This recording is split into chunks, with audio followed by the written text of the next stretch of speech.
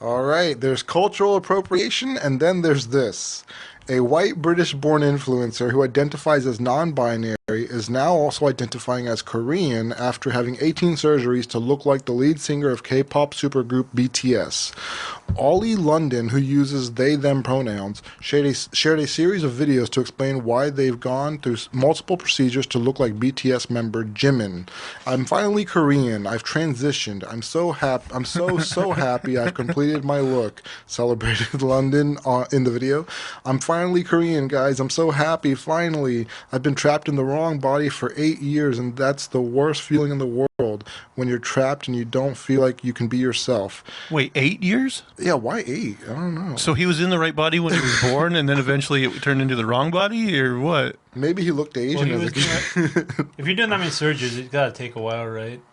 Yeah. Oh, so maybe he started. So it's like an 8-year process to become Korean. Or maybe he didn't realize he was Korean until he like hit puberty or something. Yeah. As for the latest work they had done, they are ecstatic with their new Korean eyes, new Korean brow lift, and new Korean temple lift. In another video in which London speaks in Korean, they say they've always identified as Korean, explaining, "That's just my culture, that's my home country, that's exactly how I look now." London, who added that their Korean name is Jimin, acknowledged that it can be confusing because nobody's ever come out as Jimin or Korean. So I wonder how Koreans feel about this. They're not happy. Well, I could totally understand if a white guy all of a sudden pretended like he was Indian and then started representing what Indian is to other people. I'd be like, no, don't look at him. He's not the real thing. Like that's bad. That's just what he thinks it is. The guy from The Simpsons comes back. Exactly. Like if somebody just doing an accent. It's not racist now. If they became like a Hare Krishna and doing an accent and became like, that would be horrible. So I could definitely see how Korean people would be like, yeah, this is not cool. I've always wondered, like, if I could convince people that I'm pan-racial, like, how much can I get away with? Like, I can make, like, an offensive, like, Chinese voice and be like, well, today I identify as Chinese. This is my culture. Ancestry.com, I'm 1% unknown. It's definitely possible. I mean, this guy clearly has some issues. He really wants to be that guy from BTS. So, yeah, I think he just took the different route than other people normally take to become their icons, and he just literally tried to become him. That's it. I mean, he didn't try singing and practice that or anything. No skills. Yeah. I've never heard those guys' music, but, like, I've heard of them, so, like, they must be big. Yeah.